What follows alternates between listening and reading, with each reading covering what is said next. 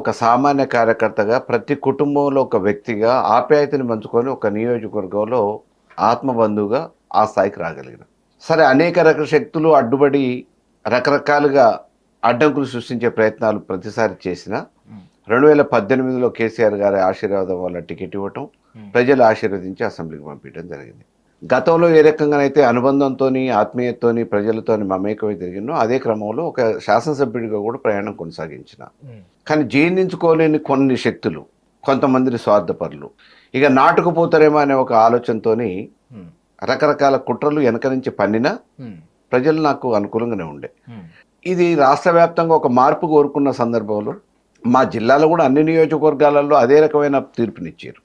అంటే జనరల్గా జనాల్లో వచ్చిన మార్పు వల్లనే బొల్లం మల్లయ్య ఓడిపోయిండు తప్ప వ్యక్తిగతంగా ఏదో నష్టపోయో లేకపోతే జనాలకు అనుకునే చేయలేక మాత్రం ఓడిపోలేదు అంటున్నారు. అంటే కొంతమంది స్వార్థపరులు ఏదో చెయ్యాలని చెప్పేసి ఆలోచించిన వాళ్ళ ప్రయత్నం వల్ల అని చెప్పేసి నేను అనను.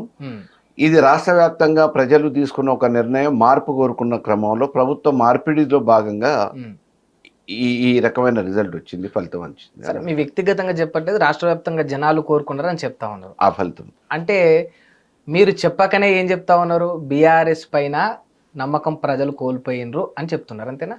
నమ్మకం కాదు, సహజంగా మార్పు కోరుకుంటావు. రోజు నువ్వు ఈ హోటల్లోనే తింటున్నావు, కొత్త హోటల్ పడ్డది, అలా కూడా ఏం టేస్ట్ ఉంటుందో చూద్దాంపా అని చెప్పేసి అని అనుకుంటారు. సహజమైన ట్రెండ్ అది. మానవ సహజమైన ఆలోచన ఏముంటుందంటే సరే ఒకసారి చూద్దాం అందులో కూడా ఎట్లా. హోటల్లో మంచి ఫుడ్ పెట్టినా ఇంకో హోటల్కు పోవాల్సిన పరిస్థితి ఉంటుందంటారా అన్న? మార్పు కోసం టేస్ట్ ఏం మార్పు ఉంది, ఒకసారి అది కూడా మార్పు చూద్దాం కదా అని అనుకుంటారు. ఒక్కోసారి ఆ కొత్తగా పెట్టిన హోటల్ వికటించో లేకపోతే దాంట్లో ఏదైనా ఇబ్బంది అయ్యో, కడుపు నొప్పి రావచ్చు, జ్వరాలు రావచ్చు, మోషన్స్ కావచ్చు, ఇంకేదైనా కావచ్చు, హాస్పిటల్ పాలు కావచ్చు. ఆ తర్వాత కదా అయ్యో అనవసరంగా పొరపాటు చేసామని అనుకునేది. మరి ఇప్పుడు జనాలు అట్లా అనుకుంటారు, లేకపోతే రుచి మంచిగుంది అనుకుంటారా? నేను చెప్పిందే కరెక్ట్, మీరు చెప్పిందేనా? మరి వాళ్ళు ఎక్కడ కూడా ఆ రకంగా లేదు. అంటే కేవలం బీఆర్ఎస్ సోషల్ మీడియాలో యూజ్ చేసుకొని కుట్ర పన్నుతుందే తప్ప కాంగ్రెస్ అద్భుతంగా పనిచేస్తుంది, ఇందిరమ్మ రాజ్యం మళ్ళీ వస్తుందని రేవంత్ రెడ్డి గారు చెప్తా ఉన్నారు. ఎంతమందితో చెప్పిస్తాం బలవంతంగా? ఎంతమందికి పైసలు ఇచ్చి చెప్పియాల్సిన అవసరం ఉంటుంది? ఇవాళ ఎన్నికలు ఉన్నాయా? ఏది వాస్తవం కాదు. సరే మేము అంటున్నాం రైతు బంధు ఇచ్చిరా, రైతు బంధు రానోళ్ళు అనట్లేదా? రుణమాఫీ అయిందా? రుణమాఫీ కానోళ్ళు అనట్లేదా? అంటే రుణమాఫీ మంచిగానే చేసినాం కానీ మీరే సోషల్ మీడియాలో ఎక్కువ వాడుతున్నారు. ఏదో ఒక్కరిద్దరు కాని వాళ్ళని అవకతవకలు చూపించి పెద్దగా బూచిలాగా చూపించే భూతద్దం పెట్టి చూపిస్తారు అని అంటున్నారు. ఏ గ్రామానికి పోయినా అడిగితే చెప్తారు కదా, బ్యాంకులకు పోయి అడిగితే చెప్తారు కదా, మీకు ఎంత అప్పిచ్చిరు ఈ బ్యాంకు నుంచి, ఎంత ప్రభుత్వం నుంచి వచ్చినాయి, ఇంకా మరి రైతుల మీద ఎంత ఉంది అని అనేది ఏ బ్యాంకర్ అనేది చెప్తాడు కదా. మీరు ఒకసారి వెరిఫై చేయండి. వేదికల మీద ఏదో మేము చేసేసినామని చెప్పేసి ఉపన్యాసాలు ఇవ్వటం కాదు. ఇవాళ రేవంత్ రెడ్డి ప్రభుత్వం ఏ రకమైన పరిస్థితికి వచ్చిందంటే దేవుని గుళ్ళ నైవేద్యం కోసం పూజారి కొంత ప్రసాదం చేస్తాడు, దేవునికి పెట్టాలి కదా, కంపల్సరీగా నైవేద్యం పెడతారు. పెట్టిన తర్వాత మామూలుగా ఎంతో అంతో మిగులుతుంది కాబట్టి దాంట్లో వచ్చిన మొదటి నుంచి వచ్చిన భక్తులు ఎవరైతే ఉంటారో మొదలు ఎవరైతే దర్శనం చేసుకుంటారో వాళ్ళకి పెడతారు. పెట్టిన తర్వాత వెనకొచ్చిన వాళ్ళకి అందదు కదా. మేము నైవేద్యం పెట్టినామని చెప్పి పూజారి చెప్తాడు, ఎందుకంటే గుడి కాబట్టి. వెనక నీకు అందకపోతే నేనేం చేయాలని అంటాడు. అది దైవ కార్యక్రమం కాబట్టి అన్న నడుస్తుంది. సేమ్ సిస్టంలో ఒక్కళ్ళకో ఇద్దరికో చేసి 10వ పరకో చేసి కూడా మేము చేసేసినామని అంటున్నారు. రైతు బంధు ఉంది, పెట్టుబడి సాయం 2 ఎకరాలకి 3 ఎకరాలకి మించి మొదటిసారి వేయలే, రెండోసారి అసలే వేయలే. ఇప్పుడు మామూలుగా 15,000 నుంచి 12,000 అని అంటున్నారు. అందులో కూడా బీళ్లు ఉన్నాయి, రాళ్ళు ఉన్నాయి, గుట్టలు ఉన్నాయి, వెంచర్లు ఉన్నాయని అంటున్నారు. ఆ వెంచర్లకి రాళ్ళ రప్పలకి అంతకుముందు తీసుకున్న వాళ్ళు రేవంత్ రెడ్డి, ఉత్తమ్ కుమార్ రెడ్డి, మల్లుబట్టి విక్రమార్క వీళ్ళందరూ లేరా? శ్రీధర్ బాబుకినా? అంటే అటువంటి వెంచర్లకు బంకులకు మీరు అంటున్నట్టు రాళ్లకు రప్పలకు ఇవ్వడం మీ అవివేకమా లేకపోతే ఇవ్వకపోవడం వాళ్ళ అవివేకమా? ఇప్పుడు మేము అవి పట్టా భూములుగా మా రికార్డు ప్రకారం పట్టా పాస్బుక్లు ఏవైతే ఉన్నాయో ఆ పట్టా పాస్బుక్లకి అకౌంట్ల నెంబర్లు తీసుకొని వాళ్ళకి జమ చేయడం జరిగింది. పట్టా పాస్బుక్లు ఉన్న తర్వాత చేయాల్సిన బాధ్యత ప్రభుత్వానికి, అధికారులకు ఉంది కాబట్టి ప్రభుత్వం ఆ పని చేసింది. నిజంగా చిత్తశుద్ధి ఉంటే మా మేమేమి వ్యవసాయం చేయట్లేదు, గుట్టలు రాళ్ళు రప్పలు మాకొద్దు అని చెప్పేసి మీరు చెప్పాలిగా. దేశభక్తి ఉన్నోళ్ళు కదా మీరు, ప్రజాధనము బాగుండాలని చెప్పి చూసేటోళ్ళు కదా. మేము రైతులకి నష్టం ఏడాది అవుతుందేమో ఈ పేరు మీద అనే ఉద్దేశంతో పాస్బుక్లు ఉన్న వాళ్ళకి అందరికి డబ్బులు ఇచ్చినాం. మరి 100 ఎకరాలు ఉన్న రేవంత్ రెడ్డి ఎందుకు తీసుకోవాలి, ఉత్తమ్ కుమార్ రెడ్డి ఎందుకు తీసుకోవాలి, బట్టి విక్రమార్క ఎందుకు తీసుకోవాలి, శ్రీధర్ బాబు ఎందుకు తీసుకోవాలి? ఈ నాగేశ్వరరావు తీసుకోలేదు. తుమ్మల నాగేశ్వరరావు ఇవాళ వ్యవసాయ శాఖ మంత్రి. మేమేమంటున్నాం, ఒకవేళ మీకు అదే అభిప్రాయం ఉంది, మీరు సంవత్సరం అవుతుంది కదా ప్రభుత్వం వచ్చి, ఈ లోపల వెరిఫై చేసి గుట్టలేయి, రాళ్ళేయి, రప్పలేయి, బీళ్ళయి, వెంచర్లేవి తీసేసి మిగతా వాళ్ళకైతే ఇవ్వాలి కదా. మొన్నటి వరకు మామూలుగా ఇయ్యలేదు, ఇప్పుడు 15,000 నుంచి 12,000 వచ్చింది. అందులో కూడా క్లారిటీ లేదు. నేనేమంటున్నా, వరి పంటకి ఇస్తారా, 2 పంటలకు ఇస్తారా, తోటలు వేసిన వాళ్ళకి ఇస్తారా ఇవ్వరా, మిర్చి వేసిన వాళ్ళకి ఇస్తారా ఇయ్యరా, మిర్చి ఒకటేసారి పంట కాబట్టి ఒకటేసారికి ఇస్తారా, ఇవాళ తోట వేసినా ఒకసారి వేసేసారు కదా, ఒకసారి వేసి కూర్చుంటామనంటే కాదు కదా. ఎవ్రీ ఇయర్ వాళ్ళు పాదులు తీయాలి, కొమ్మలు నరకాలి, స్ప్రేలు చేయాలి, కాపాడాలా, ఇదంతా ఎవ్రీ ఇయర్ జరిగే తంతు. ఈ క్రమంలో రైతులకు ఎక్కడ కూడా ఇది రైతు రుణ సాయం పొందితే, పెట్టుబడి సాయం ఇస్తే కొంత ఉపశమనం కలుగుతుంది, వేడి నీళ్ళకి చన్నీళ్లు తోడుగా అనే ఉద్దేశంతో కేసీఆర్ గారి ప్రభుత్వం ఆ రోజు తీసుకున్న నిర్ణయం. మీకు ఇలా చేయటం చేత కాకపోతే, మీకు అవగాహన లేకపోతే, పరిపాలనా అనుభవం లేకపోతే, ఆర్థిక పరిపాలన చేత కాకపోతే ఆ విషయాన్ని ప్రజలకు చెప్పి మామూలుగా చెంపలేసుకోవాలి. కానీ అంటే నిజంగా అంటే ప్రజలకు చెప్పి చెంపలేసుకునేంత స్థాయికి దిగజారిపోయారా అన్న వీళ్ళు? ఇలా మోసం చేయటం కాదా? నిజంగా మోసం మీరు ఎన్నికలలో ఓట్లు వేయించుకోవడానికి ఏం చెప్పారు? డిసెంబర్ 9వ తారీఖున మీరు పోయి తెచ్చుకోవచ్చు, తెచ్చుకోని వాళ్ళు ఉంటే పోయి తెచ్చుకోపోరు అని చెప్పారు. మేము ఎన్నికలల్లో గెలవంగానే అధికారంలోకి రాగానే 100 రోజులల్లో మేము చెప్పినవన్నీ చేస్తామని అన్నారు. 100 రోజులు పోయింది, ఇంకెప్పుడు కావాలి? 365లో అయిపోయింది కదా. బట్ వాస్తవానికి అయితే కొంతమేర నిజంగా నేను కూడా చెప్తా ఉన్నా, ఒక జర్నలిస్ట్గా ఉండి కూడా వాళ్ళు ఇచ్చిన మాట తప్పిండ్రు.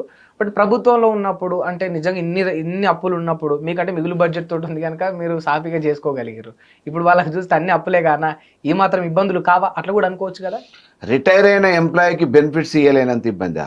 నిర్ణయాలు చూస్తున్నాం కదా, వీడియోలు తీసి పెడుతున్నారుగా. రిటైర్ అయిన బెనిఫిట్స్ ఇంతవరకు ఇయ్యాక వాళ్ళ ఆఫీసుల మట్టి తిరుగుతున్నారు. ఇంకా 2 సంవత్సరాలకు తీసుకోండి అని చెప్పి బాండ్లు ఇస్తున్నారు ప్రభుత్వం. ఇటువంటి దుస్థితి ఎప్పుడన్నా ఉందా? అంటే ఇప్పుడు కారణం ఏమంటారు మరి? అవగాహన రాహిత్యం, అనుభవం. బడ్జెట్ మంచిగా ఉందంటారా రాష్ట్రంలో? అంటే ఎట్లుంటది, ఇవాళ మామూలుగా రియల్ ఎస్టేట్ కుప్పకూలిపోయింది. దానికి కారణం ఏంటి?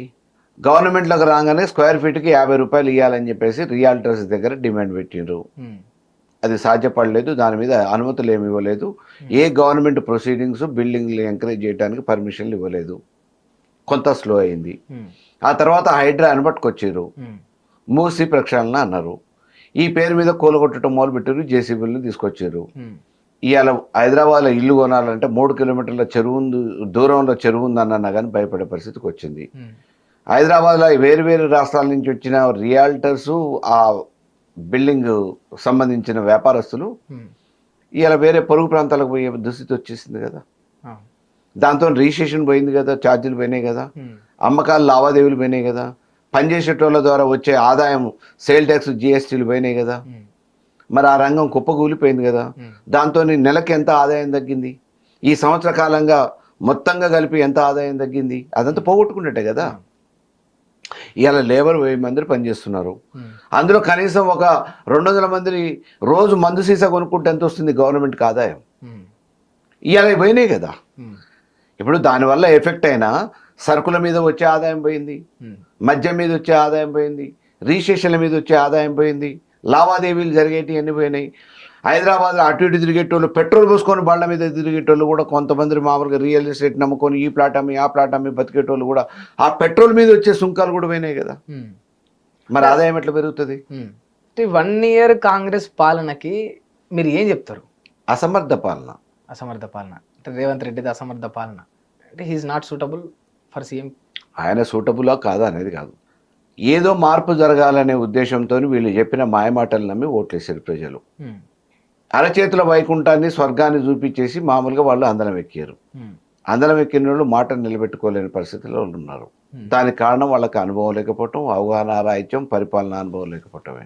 అయితే నేను ఒక కాంగ్రెస్ ఎమ్మెల్యేని కూడా ఇంటర్వ్యూ చేస్తే గిట్లనే అడిగిన, హైడ్రా తెచ్చిరు, కూల్చిరు, రియల్ ఎస్టేట్ పడిపోయింది, ప్రజలందరూ రోడ్ల మీద పడ్డారు అంటే షేద్ ఎప్పుడు కూడా జనాలకు షేదుగానే ఉంటుంది, వద్దన్నట్టే అనిపిస్తుంది. బట్ ఆ షేదు వల్లనే చాలా ఆరోగ్యానికి మంచి జరుగుతుంది, ఆరోగ్య సమస్యలన్నీ కూడా బాగుంటాయి అని అన్నాడు. అంటే ఇప్పుడు హైదరాబాద్ రావడం వల్ల, ఇల్లులు కూల్చడం వల్ల భవిష్యత్తు తరాలకు ఫ్లడ్స్ రాకుండా హైదరాబాద్ బారి నుండి కాపాడుతూ ఉన్నాం. అది ఇప్పుడు షేదు అనిపిస్తుంది, దాని తీయదనం భవిష్యత్తులో తెలుస్తుంది అని వాళ్ళు అంటారు. బతుకున్న కిడ్నీలు తీసి మామూలుగా మేము తర్వాత వేరే వానికి ఇస్తాము అని అంటే, ఇప్పుడు వీని ఆరోగ్యం జరగొడితే వాని ఆరోగ్యం జరగొడితే లాభం ఏముంది? అట్లా అంటారా? కానీ భవిష్యత్తులో అయితే మరి నిజంగా అంటే ఇప్పుడు సరే మీరు అన్నట్టు ఒక ఇల్లు కూలిపోతుండొచ్చు, లేకపోతే 2 ఇల్లులు కూలిపోతుండొచ్చు, ఆలోచన ఉండాలి కదా. నేనేమంటా సింహాద్రి అన్న, ప్రభుత్వంలో ఉన్నోళ్ళకి, పరిపాలన చేసేటోళ్ళకి ఒక సమగ్రమైన ముందు చూపుతోని, ఆలోచనతోని నిర్ణయాలు చేయాలి. మూసి ప్రక్షాళన అన్నప్పుడు మీరు ప్రత్యామ్నాయం ఏం చూపించారు సామాన్యులకి? వాళ్ళు ఎప్పటి నుంచో మామూలుగా ఆడ ఉండి ఒక ఇల్లు కట్టుకోవాలనుకుంటే హైదరాబాద్లో ఒక సామాన్యుడు ఆ రోజు అయ్యే పనైనా ఒకసారి మామూలుగా చిన్న రేకులు వేసుకుంటాడు, తర్వాత పైన చెత్త వేసుకుంటాడు, ఆ తర్వాత మామూలుగా గోడలు పెట్టుకుంటాడు, ఆ తర్వాత క్రమక్రమంగా పిల్లలు ఎట్లా పెరుగుతుంటే ఆ పిల్లలకు అనుగుణంగా 10 సంవత్సరాలు 20 సంవత్సరాలు ఒక ఇల్లు మామూలు ఇల్లు పూర్తి చేసుకోవడానికి టైం పడుతుంది. ఎందుకంటే వాళ్ళకి వచ్చే ఆదాయం ఎంత? ఆ వచ్చే 10 పరకతో ఇల్లు, కుటుంబ పోషణ, పిల్లల పెంపకం, స్కూలు ఫీజులు, బట్టలు ఇవన్నీ పోగా మిగిలిన దాంతో ఇంతో అంతో సేవింగ్ చేసుకొని ఇల్లు కట్టుకుంటూ 20 సంవత్సరాలలో కంప్లీట్ చేస్తాడు. ఇవాళ ఎకర మూసికి అడ్డం వస్తుంది, నీళ్లు పోతున్నాయి అని చెప్పేసి రాత్రి తీసుకుపోయి జేసీబీని పెట్టేస్తేవి. ఆ ఇల్లు కోల్పోయిన అతనికి ప్రత్యామ్నాయం ఏమైనా చూపించినవా? ఇప్పుడు కాంపెన్సేట్ చేస్తాం, గవర్నమెంట్ ల్యాండ్లో నీకు ఇల్లు కట్టిస్తాము, ఇల్లు కట్టించి రెడీగా ఉంది, ఎన్నికి తీసుకుపోయి ఆడ ఆఖరికి కొంతమందిని మామూలుగా అప్పటికప్పుడు అసలు ఇల్లు వాకిళ్ళు వెళ్ళి గుడిసెలోళ్ళని కొంతమందిని మామూలుగా ఇందిరమ్మ ఇల్లు అనే పేరు మీద మేము కట్టిన డబుల్ బెడ్రూమ్ల ఇళ్లకు తరలిచ్చారు. కానీ అట్లా ఎంతమంది సొంత భవనాలు ఇంతో అంతో చేసుకొని మామూలుగా 2 రూమ్లు 3 రూమ్లు 4 రూమ్లు వేసుకొని పిల్లల కోసం స్థిర నివాసాలు ఏర్పరచుకొని 50 సంవత్సరాల నుంచి 60 సంవత్సరాల నుంచి 20 సంవత్సరాల నుంచి ఉంటున్న వాళ్ళు ఎంతమందికి ప్రత్యామ్నాయంగా డబుల్ బెడ్రూమ్లు ఇవ్వగలుగుతావు? అయ్యాలి ఆ ప్రభుత్వం మీ కాంగ్రెస్ హయాంలోనే అనుమతులు ఇచ్చిన ప్రభుత్వాలు కూడా ఉన్నాయి కదా. రాజశేఖర రెడ్డి గారి హయాం కావచ్చు, కిరణ్ కుమార్ రెడ్డి హయాం కావచ్చు, ఇంకొకళ్ళ అంతకుముందు వాళ్ళ హయాం కావచ్చు. మీరు మూసి ఏమంటే ఇండ్లు వేసుకుంటుంటే అనుమతులు మీరే ఇచ్చారు కదా, బిల్డింగ్లు వాళ్ళు కట్టుకున్నారు కదా. కట్టుకున్న బిల్డింగ్లలో అన్ని పర్మిషన్లు ఉన్నాయని కొన్నోళ్ళ పరిస్థితి ఏంది? వీళ్ళందరూ ఏం ఆలోచించకుండా మూసి అని చెప్పేసి నీకేదో వేరే విదేశీ సంస్థలు అన్ని కోట్లు అన్నారు, ఇదేదో టూరిస్ట్ ప్లేస్ చేస్తా, ఈ టూరిస్ట్ ప్లేస్ వల్ల అది జరుగుతుంది ఇది జరుగుతుంది అంటే అప్పటిదాకా అసలు నువ్వు సీట్లో ఉంటావా? అంత వరకు కూడా ఉండదా అన్న? సీట్లో ఉండడా అంటే ఒక బిల్డింగ్ 2 బిల్డింగ్లు కట్టడానికి 6 నెలల సంవత్సరం ఉండటానికి అది కాదు కదా. ఇది ఓవర్ ద నైట్ జరుగుతుందా? అంటే నేను ఇవాళ పేపర్ చదివినా ఇంకో 20 ఏళ్ళు కాంగ్రెస్ దే రాసి పెట్టుకోండి తెలంగాణలో అని రేవంత్ రెడ్డి స్టేట్మెంట్ ఇచ్చిండు. కేఏ పాల్ కూడా చెప్తాడు రేపు వచ్చేది గవర్నమెంట్ నాదే అని. చెప్పలే ఎన్నికలప్పుడు చెప్పిండు. అంటే కేఏ పాల్ రేవంత్ రెడ్డి ఇద్దరు ఒకట. మరి ఇక తేడా ఏంది చెప్పు? ఎప్పుడన్నా మామూలుగా 83 తర్వాత మీ ఎన్నికలు చూసినా, ఏ ఎన్నికలు చూసినా ఎప్పుడన్నా కాంగ్రెస్ ఒకసారి వచ్చింది, రెండోసారి వచ్చిందా? 2004లో రాజశేఖర రెడ్డి అప్పుడు ఉన్న చంద్రబాబు మీద పూర్తి వ్యతిరేకత, కరువు కాటకాలు వస్తే, విద్యుత్ ఇబ్బందులు జరిగితే, నీళ్లు లేక అలమటిస్తే ప్రజలు ప్రభుత్వం మార్పిడి కోరుకుంటే 2004లో రాజశేఖర రెడ్డి వచ్చిన తర్వాత ఇదే తెలంగాణలో 2009 ఎన్నికలలో సీట్లు తగ్గినాయి. అప్పుడు 2004లో వచ్చిన సీట్లు చాలా తగ్గినాయి. 2009 ఎన్నికలలో రాజశేఖర రెడ్డి హయాంలోనే రాలే. అప్పుడు ఏంటంటే తెలుగుదేశం టీఆర్ఎస్ 2 పొత్తులో ఉన్నాయి. ఆంధ్రాకు పోయి ప్రచారం చేసింది ఏమని, మీరు హైదరాబాద్కు రావాలంటే పాస్పోర్ట్ తీసుకొని రావాల్సి వస్తుంది అని చెప్పి. అంటే ఆ ఒక్క మాట మీద 7 సీట్ల మెజార్టీతో కాంగ్రెస్ గవర్నమెంట్ 2009లో ఏర్పడ్డది. అది ఒకటేసారి, రెండోసారి రావటం. ఇప్పుడు అయితే ఇక అది ఒకటేసారి అయితే అదే లాస్ట్, ఇప్పుడు మళ్ళీ కాదంటారా భవిష్యత్తులో? అప్పుడు కుప్పగొలిపోయిందిగా రాజశేఖర రెడ్డి పోయిన తర్వాత. రోషయ్య కిరణ్ గవర్నమెంట్లో ఏం జరిగింది చూసినాం కదా, ఏ స్థాయికి పడిపోయింది చూసినాం కదా. అంతకుముందు విజయభాస్కర్ రెడ్డి టైంలో ఏ స్థాయికి పడిపోయింది? 24 సీట్లకు పరిమితమైంది, 5 సీట్లకు పరిమితమైంది. మొన్న ప్రజలు ఏదో మార్పు కోరుకున్నారు, ఆ మార్పు ఏందనేది ఫలితం ఈరోజు ఇబ్బంది జరుగుతా ఉంది. సరే అన్న, అంటే ఈ విషయాలన్నీ బాగానే చెప్తున్నా కానీ బట్ రేవంత్ రెడ్డి మాట్లాడిన ప్రతిసారి నా రూట్ సపరేట్, నేను అందరి లెక్క కాదు, నేను యూనిక్గా ఉంటా, తప్పులను బయట పెడతా, నేను నిజాలు మాట్లాడతా. అదే క్రమంలో కేటీఆర్ను కూడా ఇప్పుడు ఈ ఫార్ములా కార్ రేసులో అక్రమాలు జరిపిండు. భయపడకుండా నేను కేటీఆర్ను బయట పెడుతున్నా ఖచ్చితంగా. హిట్ టీవీ యాప్, ఇందులో short news, live news, entertainment shows, movies, digital magazines తో పాటు మీ జిల్లా వార్తలను కూడా ఫ్రీగా చూడొచ్చు. అంతేకాదు కేజీ నుంచి పీజీ వరకు విద్యార్థులకు స్కాలర్షిప్ కూడా అందిస్తున్నాం. ప్రతి వారం 10 మందికి లక్కీ డ్రా ద్వారా ఒక్కొక్కరికి 10,000 రూపాయలు అందిస్తున్నాం. ఇంకెందుకు ఆలస్యం, వెంటనే హిట్ టీవీ యాప్ ని డౌన్లోడ్ చేసుకుని ఫ్రీగా ఎంటర్టైన్మెంట్ పొందండి. Hit TV app. Hit TV app. Please download Hit TV app. Hit TV యాప్ని ఫ్రీగా డౌన్లోడ్ చేసుకొని ఎంజాయ్ చేయండి. మీకు నచ్చిన ఎంటర్టైన్మెంట్ కోసం హిట్ టీవీ యాప్ ని ఫ్రీగా డౌన్లోడ్ చేసుకుని ఎంజాయ్ చేయండి. హిట్ టీవీ యాప్ని డౌన్లోడ్ చేసుకుని ఆస్వాదించండి, ఆశీర్వదించండి. ఇంతమంది సెలబ్రిటీలు హిట్ టీవీ యాప్ ని డౌన్లోడ్ చేసుకోండి అని చెప్తున్నారంటే ఎంత మంచి యాప్ ఆలోచించండి. అమెరికా అమెరికా అమెరికా అమెరికాలో చదవాలనుకునే వాళ్ళకి విశ్వసనీయమైన పేరు మన శౌర్య consultancy. UK Law 1 Year Masters. UK Law 1 Year Masters. 2 years work permit up to 5 years visa. Contact Saurya Consultancy. Contact 89851 89851.